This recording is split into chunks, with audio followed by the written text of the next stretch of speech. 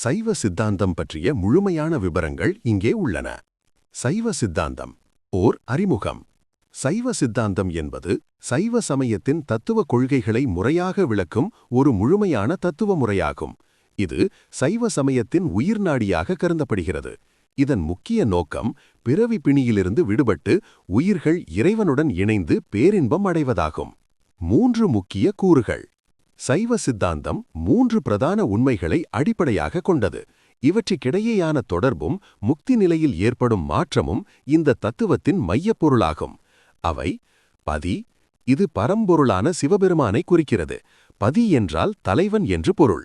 சிவபெருமான் எங்கும் நிறைந்தவர், சர்வ வல்லமை படைத்தவர், பேரருள் உடையவர், பிறப்பற்றவர், அழிவற்றவர். அவரே உலகை படைத்து, காத்து, அழித்து உயிர்களை அருளுகின்றார். பசு, இது உயிர்களை குறிக்கிறது. பசு என்றால் கட்டப்பட்டிருப்பது என்று பொருள்.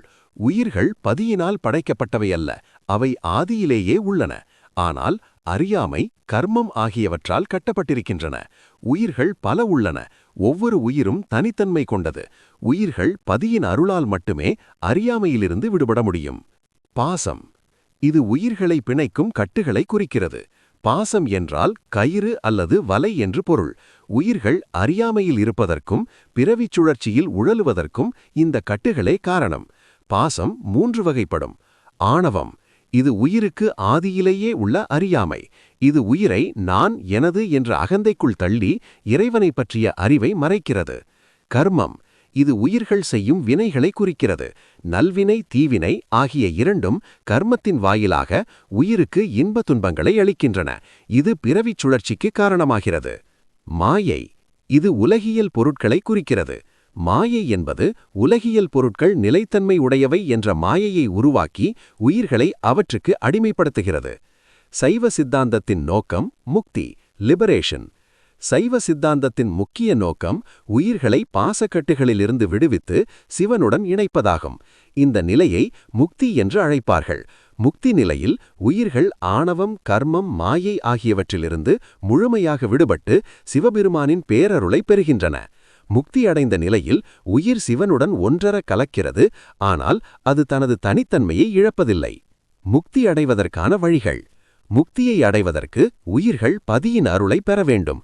அதற்கு பின்வரும் வழிகளை பின்பற்ற வேண்டும். சரியை, இது உடலால் செய்யப்படும் தொண்டு. இது கோவில்களை தூய்மைப்படுத்துதல், மலர்களை பறித்தல், இறைவனுக்கு தொண்டு செய்தல் போன்றவற்றை உள்ளடக்கியது. இது பக்தியை வளர்க்க உதவுகிறது. கிரியை, இது மனதாலும் மந்திரங்களாலும் செய்யப்படும் வழிபாடு. இது பூஜை, ஹோமம், மந்திரம் உச்சரித்தல் போன்றவற்றை உள்ளடக்கியது. இது மனதை கட்டுப்பாட்டில் வைக்க உதவுகிறது. யோகம், இது மனதை கட்டுப்படுத்தி தியானம் செய்வதன் மூலம் இறைவனுடன் இணைவதற்கான பயிற்சி. இது பிராணாயாமம், ஆசனம், தியானம் போன்றவற்றை உள்ளடக்கியது. இது இறைவனை உணர்வதற்கு உதவுகிறது. ஞானம், இது இறைவனை பற்றிய அறிவை பெறுதல். இது சித்தாந்த சாஸ்திரங்களை கற்பது, ஞானிகளின் உபதேசங்களை கேட்பது, இறைவனை பற்றி சிந்திப்பது போன்றவற்றை உள்ளடக்கியது. இது அறியாமையை அகற்றி உண்மையான அறிவை பெற உதவுகிறது. சைவ சித்தாந்தத்தின் முக்கிய நூல்கள். சைவ சித்தாந்தம் தமிழ் இலக்கியத்திலும் தத்துவத்திலும் ஆழமான தாக்கத்தை ஏற்படுத்தியுள்ளது. இதன் முக்கிய நூல்கள் 2 வகையாக பிரிக்கப்படுகின்றன. திருமுறைகள். 12 திருமுறைகள் சைவ சமயத்தின் முக்கிய தமிழ் நூல்களாகும். இவை தேவாரம், திருஞான சம்பந்தர், திருநாவுக்கரசர், சுந்தரர் போன்றவற்றை உள்ளடக்கியவை. இவை இறைவன் பால் கொண்ட ஆழ்ந்த பக்தியை வெளிப்படுத்துகின்றன. சித்தாந்த சாஸ்திரங்கள். சைவ சித்தாந்தத்தின் தத்துவங்களை முறையாக விளக்கும் 14 சாஸ்திர நூல்கள். இவை சிவஞான போதம், மெய்கண்டார், சிவஞான சித்தியார், அருணந்தி சிவாச்சாரியார் போன்றவற்றை உள்ளடக்கியவை. இவை சைவ சித்தாந்தத்தின் தத்துவ கொள்கைகளை ஆழமாக விளக்குகின்றன. சைவ சித்தாந்தத்தின் சிறப்புகள்.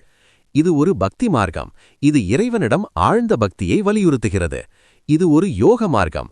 இது மனக்கட்டுப்பாடையும் தியானத்தையும் வலியுறுத்துகிறது. இது ஒரு ஞான மார்க்கம். இது இறைவனை பற்றிய அறிவை வலியுறுத்துகிறது. இது உலகளாவிய தத்துவம். இது அனைத்து மக்களுக்கும் பொருந்தும். இது மனித வாழ்க்கையின் குறிக்கோளையும் ஆன்மீக பாதையையும் தெளிவாக விளக்குகிறது. சைவ சித்தாந்தம் ஒரு ஆழமான, விரிவான தத்துவம்.